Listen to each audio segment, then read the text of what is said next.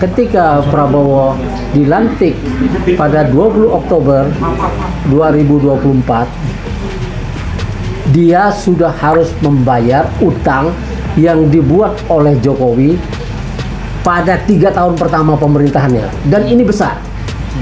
Yang pada tahun 2024-2025 itu, ya, itu dia harus membayar utang 800,4 triliun yang jatuh tempo, utang yang dibuat oleh Jokowi, ya, yang utang ini seperti tidak produktif, ya. Kalau produktif, kita pasti punya uang untuk membayarnya lagi. Jadi kalau kita seorang pengusaha berutang pada tahun pertama, ya, untuk modal, maka dia sudah bisa menghitung berapa laba yang bisa dia dapat, berapa yang bisa dia pisahkan untuk membayar utang. Kemudian setelah 3-4 tahun utang itu lunas. Nah, itu baru sebuah keberhasilan mengelola utang.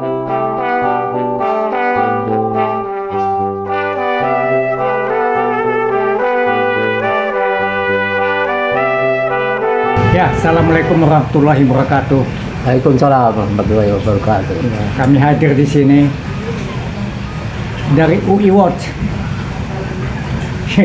Ketawa, yang lihat saya ketawa, tapi biarin aja.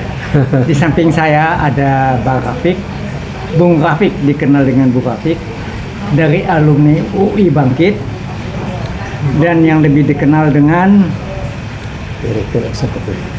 Direktur Eksekutif Masa Depan Institut. Nah, mantap ya. Oke. Ya. Kalau kita ngomong-ngomong nih Bung Rafiq, saya melihat kasihan nih Prabowo. Hutangnya harus dibayar itu nggak tanggung-tanggung. Sebenarnya nih hutangnya kok bisa segede itu, padahal baru setahun tuh menjadi presiden, tapi utangnya udah numpuk itu. Apa yang terjadi di Republik ini, Bu Rafiq? Iya, ini pertanyaan yang bagus, dan memang kita harus kritis dalam masalah ini. Ketika Prabowo dilantik pada 20 Oktober 2024, dia sudah harus membayar utang yang dibuat oleh Jokowi pada 3 tahun pertama pemerintahannya, dan ini besar. Yang pada tahun 2024-2025 itu, ya, itu dia harus membayar utang 800,4 triliun yang jatuh tempo, utang yang dibuat oleh Jokowi, ya, yang utang ini seperti tidak produktif, ya. Kalau produktif, kita pasti punya uang untuk membayarnya lagi. Jadi kalau kita seorang pengusaha berutang pada tahun pertama, ya, untuk modal, maka dia sudah bisa menghitung berapa laba yang bisa dia dapat, berapa yang bisa dia pisahkan untuk membayar utang. Kemudian setelah 3-4 tahun utang itu lunas. Nah, itu baru sebuah keberhasilan mengelola utang. Kalau ya, gitu Jokowi nggak punya visi misi dong tentang pembangunan di Republik ini. Itulah yang terjadi. Jadi ketika utang-utang itu jatuh tempo selama pemerintahan Jokowi 10 tahun itu, ya, yang menterinya adalah Sri Mulyani Indrawati, Menteri Keuangannya. Sebelum itu dia juga sudah menjadi Menteri Keuangan pada masa SBY. Nah, ini polanya sama, yaitu utang harus dibayar dengan utang lagi. Oh, jadi utang. Artinya ini gagal mengelola utang dengan benar. Mau dibicarakan seperti apapun penjelasannya, bahwa ini sustainable, ini apapun namanya, tapi yang jelas ketika utang itu jatuh tempo, Prabowo ini sekarang ini, ya, utang Jokowi ini ada 3 tahun pertama jatuh tempo, ya, yang tahun 2025 itu 800,4 triliun jatuh tempo, bunganya 560 triliun. Ya, kemudian pada tahun kedua itu juga jatuh temponya 800 triliun lebih, bunganya segitu juga. Akan menjadi lebih besar, 560 triliun itu minimal. Nah, kemudian tahun ketiga 800 triliun juga, dan bunganya bisa lebih besar dari 560, ya. Nah, ini sangat berat sebetulnya buat negara. Karena apa? Anggaran belanja negara APBN kita itu 3.600 triliun, lewat sedikit lah, ya. Nah, 1.350,2 triliun dipakai untuk membayar utang. Ini dialokasikan terlalu besar, ya. Sepertiga dari APBN kita dipakai untuk bayar utang. Dan Sri Mulyani seperti biasa, orang IMF, orang World Bank, orang Kwik Kian Gi menyebutnya dulu debt kolektornya Indonesia, debt kolektornya Amerika Serikat. Dia memaksa negara ini untuk taat bayar utang dalam keadaan apapun. Biaya pendidikan boleh dikurangi, biaya kesehatan boleh dikurangi, biaya pupuk dan lain-lain ini boleh dikurangi, tapi utang harus dibayar tepat waktu dan penuh, termasuk bunganya. Nah, maka kita membayar utang ini ya 1.350,2 triliun untuk tahun pertama Prabowo. Tahun 2026 akan lebih besar dari itu, ya, akan lebih besar, dan Prabowo harus berutang lagi pada tahun ini nih untuk tahun berikut, ya. Itu lebih dari 780 miliar US dollar, bukan 780 triliun itu, ya. Ini sangat mengerikan. Harus berutang segitu. Oke, terus tanggung jawab siapa? Ini, apakah Prabowo bisa melunasi utang tersebut? Dengan cara apa kita harus membayar utang tersebut? Ya, ini sebuah jebakan yang sudah dibikin lama, ya, bertahun-tahun. Pertama, utang ini akan memberatkan bangsa ini dan rakyat, ya. Karena apa? Meskipun Sri Mulyani berapa kali membantah, saya berapa kali setelah mendengungkan ini bahwa utang ini memberatkan dan akan ditagih kepada rakyat Indonesia. Tapi Sri Mulyani bilang bahwa dia tidak ikut membayar utang. Bagaimana bisa? Utang ini dibayar lewat apa? Lewat pajak yang semakin beragam dan naik pajaknya itu. Bahkan PBB pun bisa naik itu. Padahal ini PBB ini, rumah tempat tinggal itu kan bukan aset produktif. Itu aset yang diam, itu pun naik pajaknya dan akhirnya menimbulkan protes di mana-mana, dari Pati sampai seluruh Indonesia. Nah, itu pemicunya utang.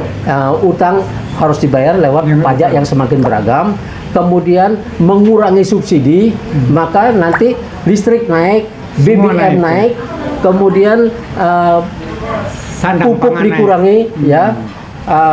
Pupuk bersubsidi itu hilang. Jadi jaminan-jaminan seperti ini hilang. Untuk apa? Untuk membayar utang.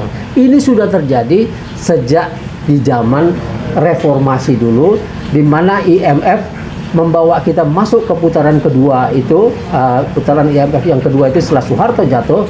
Dia memberi kita 43 miliar US dollar utang baru, yang 11 miliar US dollarnya itu harus dipakai membayar utang. Utangnya para konglomerat itu dijadiin utang publik. Sebenarnya utang konglomerat apa utang Jokowi? Utang negara, utang konglomerat, utang itu menjadi satu. Dan ini kewajiban, ada kewajiban, ya. Ini jebakannya. Ada kewajiban lewat undang-undang. Dibikin undang-undangnya bahwa pemerintah harus menyediakan dolarnya ketika utang-utang ini jatuh tempo. Baik utang pemerintah, utang BUMN maupun utang konglomerat. Ya, pemerintah harus menyediakan dolarnya. Artinya apa? Tidak ada kewajiban hedging bagi para yang berutang ini, baik BUMN-nya, pemerintahnya maupun konglomeratnya. Mereka tidak menyediakan dolarnya. Pemerintah harus membeli dolar dengan menggunakan rupiah, sehingga setiap utang-utang itu jatuh tempo, maka nilai rupiah menjadi anjlok. Ya, itu membuat kita sekarang 16.300 dolarnya. Ya, ini sangat besar, sangat besar. Dan ini kalau kita harus membayar utang dengan harga dolar segitu 16.300, berapa rupiah yang kita butuhkan untuk membayar utang yang sebesar itu? Nah, ini kan, nah makanya ketika itu diwajibkan oleh undang-undang, pemerintah harusnya menolak ini. Pemerintah harus kalau misalnya itu menjadi ketetapan, maka pemerintah boleh juga mewajibkan konglomerat untuk menaruh duitnya hasil perdagangan internasionalnya di Bank Indonesia. Nah, Prabowo sudah mulai melirik apa yang saya dengungkan itu, sehingga dia mewajibkan semua hasil perdagangan internasional 1 tahun harus berada di Indonesia. Tapi dia tidak menetapkan di Bank Indonesia yang menyimpan devisa. Boleh di bank mana saja, yang penting ada di Indonesia. Itu pun tidak ditaati dengan benar.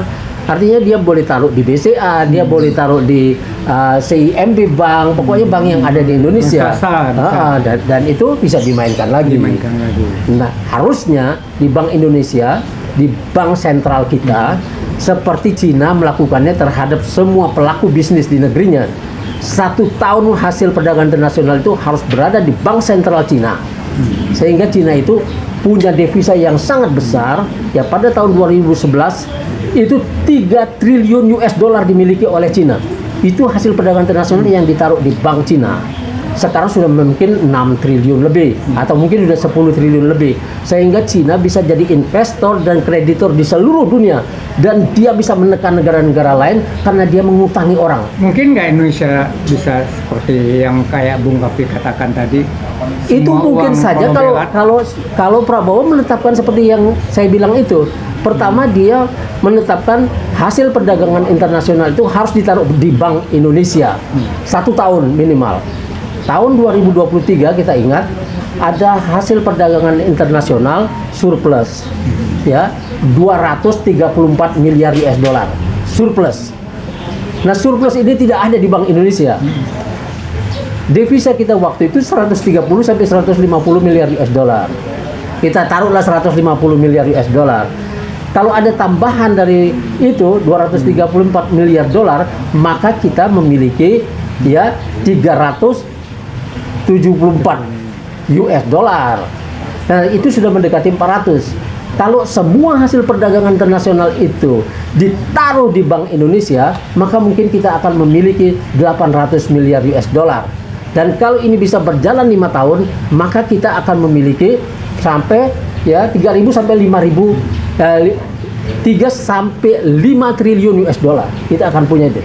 Kalau kita punya segini, harga dolar akan turun terhadap rupiah, mungkin jadi tinggal 3.000, tinggal 4.000.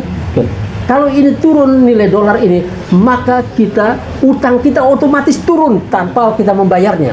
Karena nilainya terhadap rupiah menjadi lebih ringan kita menghadapinya. Oke, Bung Rafiq, kalau kita nggak bisa bayar utang itu, ada sanksinya nggak buat negara atau dampaknya buat bangsa kita? Ada sanksinya. Waktu krisis kan kita sudah mengalaminya, di mana perusahaan-perusahaan kita beralih tangan ke asing, disita, sama seperti para rentenir di dalam negeri ini menyita TV orang, menyita tidak, sama itu, sama rentenir di seluruh dunia sama, lintah darat harus dihadapi walaupun dia wangi yang datang ini kan, tapi dia tetap lintah darat, tapi kita kasih dia nama sebagai apa, negara donor, padahal ini negara lintah sebetulnya.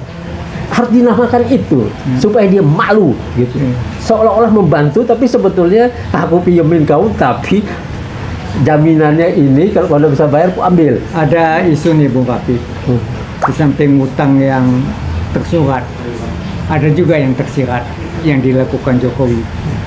Nah, ini apakah nanti itu kalau memang ada utang tersirat itu, apakah bangsa kita yang tanggung jawab, apa hanya pribadinya Jokowi? Apa yang bisa ada kejadian dalam sejarah Amerika ya, di Amerika. Itu disebut odious debt. Odious debt itu artinya utang najis, utang yang tidak dipakai untuk membangun, ya, yang diam-diam. Nah, Amerika menolak membayar itu kepada Spanyol. Dan seluruh negara di dunia mendukung itu. Jadi kalau nanti ada yang seperti itu, ada utang yang tidak diketahui, ternyata Jokowi melakukannya, maka bisa dipertanggungjawabkan oleh Jokowi sendiri.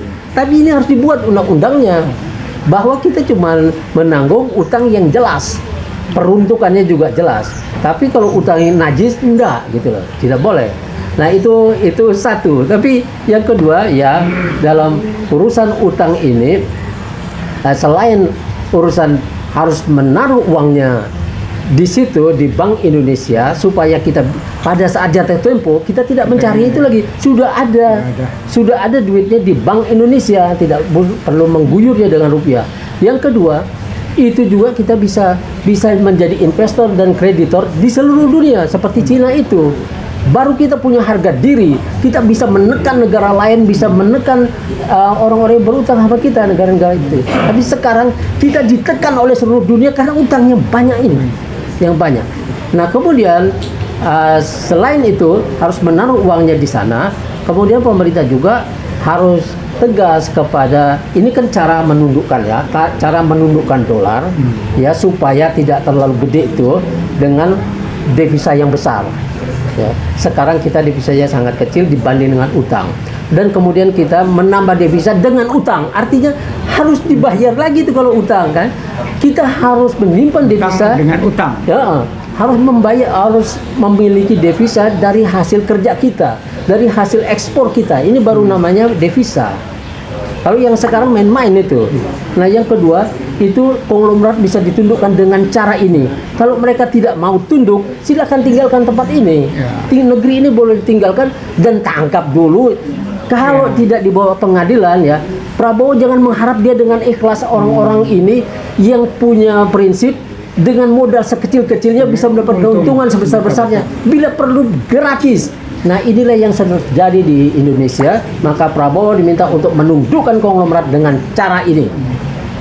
Begitu. Waktu sudah habis. Rafiq ya. Nanti kita sambung lagi. Terima kasih atas saran-saran Bu Rafiq ya. Semoga apa yang telah kami bicarakan di sini memberikan pencerahan buat kita semua. Saya rasa demikian. Kejujuran, keadilan, dan kebenaran. Kebenaran. Sampai ketemu lagi. Waalaikumsalam warahmatullahi wabarakatuh.